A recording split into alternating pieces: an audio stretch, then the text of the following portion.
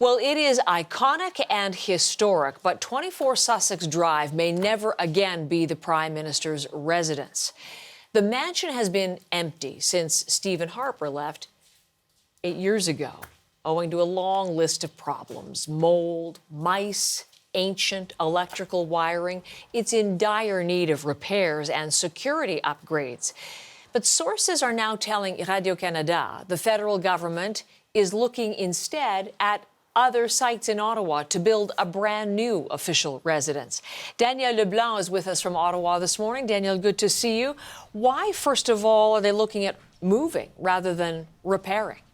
Well, as you've laid out, a long list of historical problems with 24 Sussex. Government after government has let the building, the residence, go down.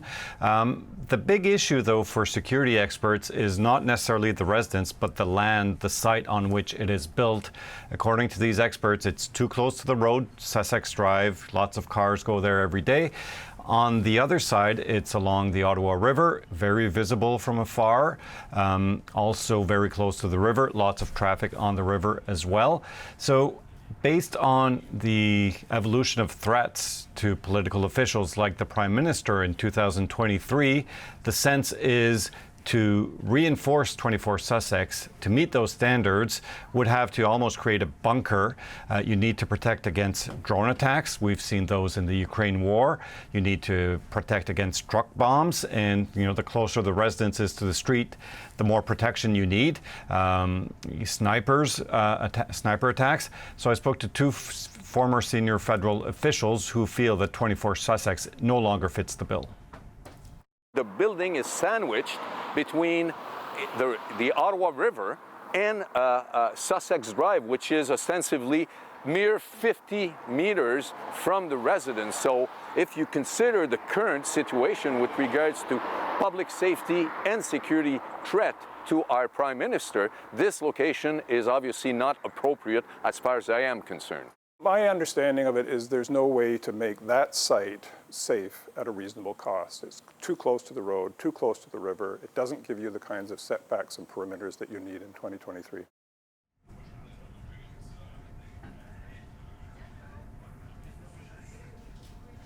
Yes.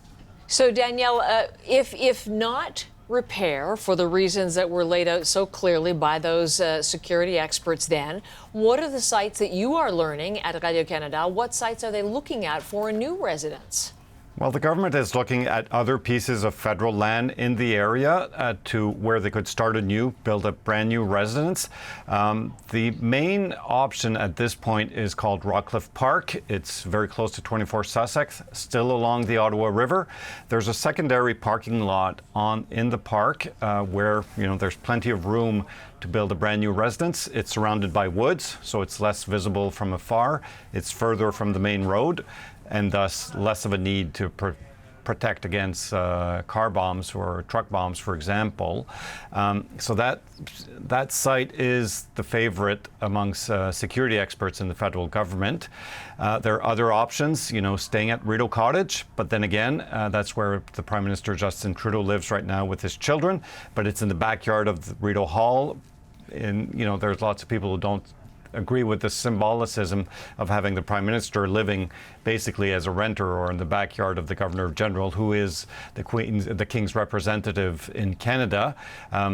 Renovating 24 Sussex is an option, but the bill is way too high, according to the experts. And in that context, the former minister in charge, Elena Jacek, said earlier this year she wanted to have a permanent recommendation by the fall. Unfortunately, there was a shuffle this summer, so there's a new minister called Jean-Yves Duclos who's now in charge of the file. The shuffle probably delays a final decision by a few weeks or months. Still, the government wants to come up with a solution to the saga of 24 Sussex. At the same time, they know the issues of cost in this high inflation period, but also, there are concerns about whether or not it's a good time for the government to announce the construction of a new building at the cost of millions of dollars, even as there's a big housing crisis across the country. A lot of points to consider. Thank you so much, Danielle. Radio-Canada colleague Danielle Leblanc from our bureau there in Ottawa. Thanks.